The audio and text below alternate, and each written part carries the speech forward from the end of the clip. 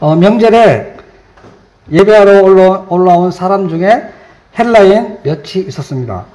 그들이 갈릴리 벳세다 사람 빌립에게 가서 선생이여 우리가 예수를 배우고자 하나이다 이렇게 말했습니다.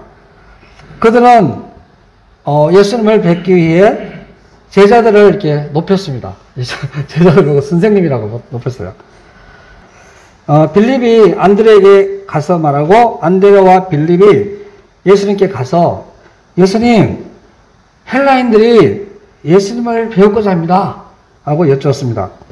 어떻게 할까요? 이렇게 여쭈었습니다. 헬라어는 당시 세계의 공용어였고 세계를 제패했던 로마인들도 헬라인을 선생님을 모셨어요. 이런 그들이 예수님을 배우고자 했습니다.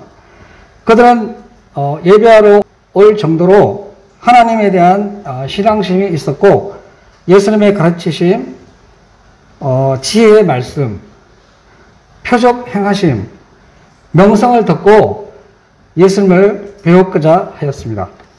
인자가 영광을 얻을 때가 왔도다. 지금까지 예수님은 예수님의 때가 아니다 라고 말씀하시는데 이제는 영광을 얻을 때가 왔다고 하셨습니다. 이후 예수님의 말씀을 보면 예수님의 이 말씀이 예수님의 죽음에 관한 말씀인 것을 알 수 있습니다. 예수님은 왜 자신의 죽음을 두고 영광을 얻을 때가 왔도다 이렇게 말씀하셨을까요? 죽음을 통한 부활의 영광을 보셨기 때문입니다. 본문 27절로 28절 말씀을 보면 예수님은 죽음을 앞두고 마음이 괴로우셨습니다. 예수님은 나를 구원하여 이 때를 면하게 하여 주옵소서 하나님에게 기도하였습니다. 예수님의 기도는 여기에서 끝나지 않고 예수님이 죽음의 길을 가도록 내가 이를 위하여 이때에 왔나이다 말씀하셨습니다. 예수님은 아버지여 아버지의 이름을 영광스럽게 하옵소서 기도하셨습니다.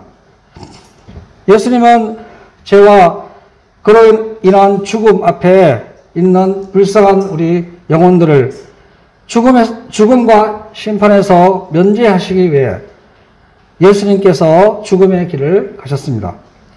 예수님의 이 기도를 들으시고 하나님은 내가 이미 영광스럽게 하였고 또다시 영광스럽게 하리라 이렇게 말씀하셨습니다. 예수님은 영광을 얻는 것을 무엇에 비유하십니까? 예수님은 하늘의 미랄의 진리를 말씀하시면서 영광을 얻는 길은 죽는 것임을 말씀하여 주셨습니다. 예수님은 자신의 삶을 땅에 떨어져 죽는 하늘의 미랄로 비유하셨습니다. 이 말씀은 예수님이 장차 어떠한 죽음을 당하시고 영광을 얻으실 것인지 말씀하여 주는 것입니다. 하늘의 밀이 땅에 떨어져 죽지 아니하면 하늘 그대로 있고 죽으면 많은 열매를 맺느니라. 예수님의 이 말씀은 하나님의 창조 섭리이며 생명의 열매를 맺는 진리의 말씀입니다. 하늘의 밀 하면 연상되는 것은 작고 평범하고 어쩌면 보잘것없는 것입니다. 그런데 이 하늘의 밀이 땅에 떨어져 죽으면 많은 열매, 최대 120개 알곡을 열매 맺게 됩니다. 그런데 죽지 않으면 하늘 그대로 있습니다. 예수님의 말씀을 천천히 살펴보면 열매 맺는 비결이 무엇인지 알 수 있습니다. 삼중고의 썩음을 통한 열매 맺음입니다. 생명체를 가진 하늘의 밀이 땅에 떨어져야 합니다. 그 다음에 묻혀야 합니다. 마지막으로 썩고 완전히 썩을 때까지 죽고 없어질 때까지 희생해야 새로운 생명체를 탄생시킵니다. 땅에 떨어지지 않고 죽지 않으면 또 희생하지 않으면 많은 열매를 맺을 수 없습니다. 사람들은 되게 자기는 안 하고 하지 않으면서 다른 사람들을 시키면서 열매를 맺고자 합니다. 특히 권력을 가진 사람들, 집권자들이 그러합니다. 그러면 사람들은 겉으로는 순종하는 것 같으나 반발하고 대적합니다. 진정한 열매가 아닙니다.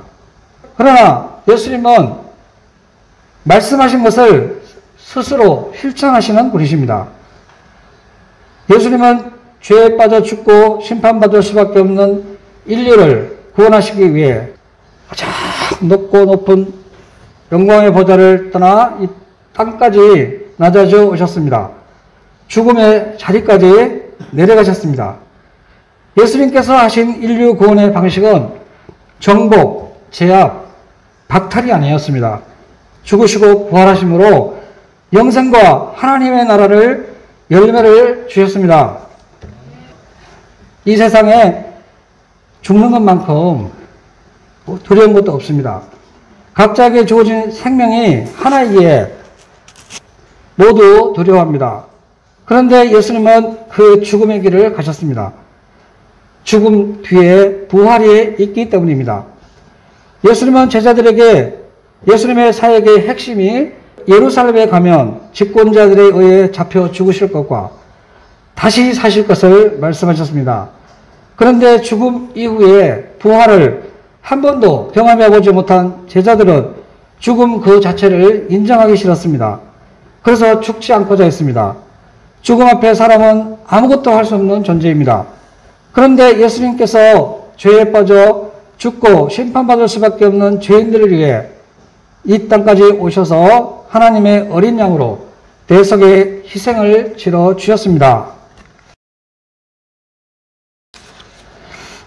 예수님은 자기의 생명을 사랑하는 자는 잃어버릴 것이요 이 세상에서 자기 생명을 미워하는 자는 영생하도록 보존하리라 역설적인 진리의 말씀을 하셨습니다. 많은 사람들이 자기 생명을 사랑합니다. 자기 생명을 사랑하는 자는 땅에 떨어지기 싫어하고 묻히기 싫어하고 죽기 싫어하여 하늘 그대로 있는 사람을 말합니다. 반면 자기 생명을 미워하는 자는 예수님의 제자로서 예수님을 따르며 예수님의 희생적인 삶, 낮아지는 삶을 배우는 사람입니다. 우리를 도와주신 목자님들은 우리가 양이었을 때 캠퍼스에서 우리를 만나주시고 예수님께로 인도하시고자 먹을 것을 사주고 성경 공부 시켜주고 기도의 소고를 감당하여 주었습니다.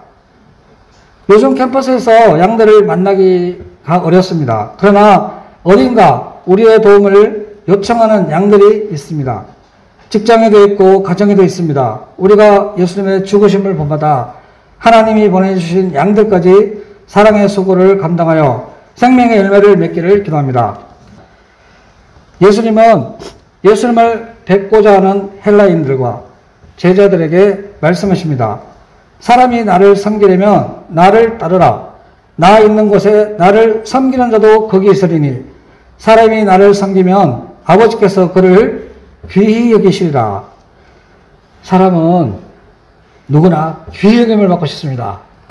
영생하도록 생명을 보존받는 삶, 아버지께 귀히 여김을 받는 삶을 산다면 그 인생은 정말로 성공한 삶이라고 말할 수 있습니다.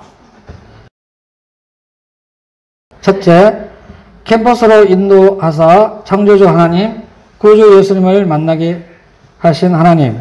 제 인생에서 큰 사건은 중1 때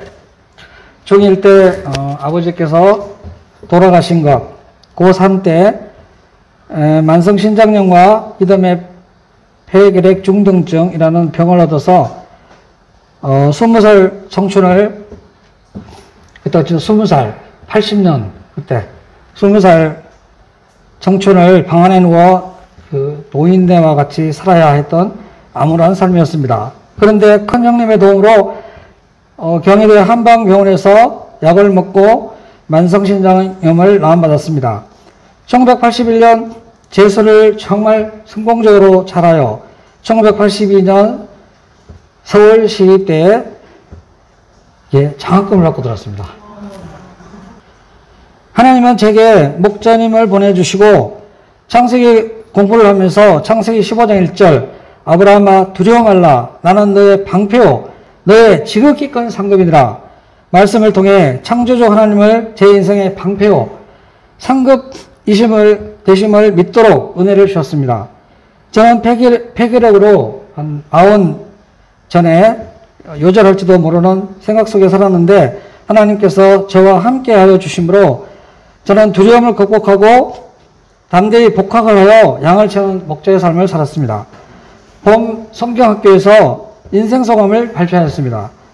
1985년 마가복음 공부하면서 소자야 내 죄사함을 받았느니라 말씀을 통해 죄사함의 권세자 예수님을 나의 구주 그리스도로 고백하게 되었습니다. 하나님은 저를 학생복음 역사의 주역으로 사용하여 주셨습니다. 예배 사회, 양식부장, 여회 목자, 동아리 등록을 위해서 과테말라 함호세 선교사님과 동역하였습니다. 3학년 때는 여름 수양회 메신지까지 감당하였습니다. 이때가 제 인생의 영광의 때였습니다. 학교를 다닐 때 저는 몸의 병으로 인해 기운이 없었습니다. 그때마다 저는 학교 빈 강의실에 들어가 하나님을 의지하는 기도를 했습니다. 하나님은 시편 18편 1절 나의 힘이 계신 여호와여 내가 주를 사랑하나이다 말씀을 주셨습니다. 기도하면 하나님이 힘을 주셨고 저는 무사히 졸업을 하였습니다. 저는 하나님의 구원의 은혜가 너무 커서 졸업 후에는 선배님들처럼 선교사로 나가고자 했습니다. 그런데 4학년 2학기쯤 목자님을 통해서 공무원 시험 준비를 하도록 도와주셨습니다. 두 번째, 졸업 후 3년간 취업 준비하며 하나님의 완전하신 사랑을 얻게 되었습니다. 하나님의 훈련, 예수님의 십자가의 은혜. 제 인생에 하나님의 사랑과 긍휼을 입은 때는 졸업하고 취업하기까지 3년의 기간이었습니다. 87년 졸업을 했는데 취업을 못하여 백수가 되었습니다. 그동안 어려운 살림에 저를 대학까지 보내주신 큰형님, 형수님에게 더 이상 도움을 청할 수가 없었습니다. 여동생의 도움을 받아서 공무원 시험을 준비했는데 자꾸 낙방하니까 힘이 들었습니다. 그러나 포기할 수 없게 원인이 무엇인가 찾다가 수학인 것을 알고 수포자인 제가 할 수 없이 중학교 1학년부터 3학년까지 교재를 한번 풀어봤습니다. 이거 풀고 시험장 갔는데 합격했어요. 드디어 꿈에 그리던 직장을 얻었습니다. 저는 이 시기를 하나님의 사랑의 인큐베이터라고 생각을 합니다. 인간 기초가 없는 저를 도와주시려고 하나님이 훈련하셨음을 깊이 영접하고 감사했습니다. 하나님이 제 인생에 베푸신 또 한 가지 은혜는 졸업한 연도 87년 여름 수양에서 예수님을 깊이 만난 것이었습니다. 저는 폐기력 중등증이라는 병을 얻어서 7년 동안 80년부터 87년까지 7년 동안 이약, 제약을 써봐도 나음받지 못하고 있었습니다. 그런데 수양회를 통해서 하나님은 이사야서 53장 4절 그는 실로 우리의 질고를 지고 우리의 슬픔을 당하였거늘 말씀을 통해 예수님이 십자가를 지고 가심으로 제 질병과 고통도 가져가셨음을 믿음으로 영접하도록 도와주셨습니다. 1988년 약 8년 동안 치료받던 대한기력협회 병원 주치 선생님이 제게 더 이상 약이 없다는 선언을 하셨습니다.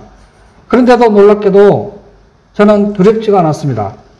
예수님의 십자가 사랑을 입은 제게 하나님은 두려워하지 않는 마음을 주시고 하나님의 때에 낫게 하실 것을 바라보며 살게 하여 주셨습니다.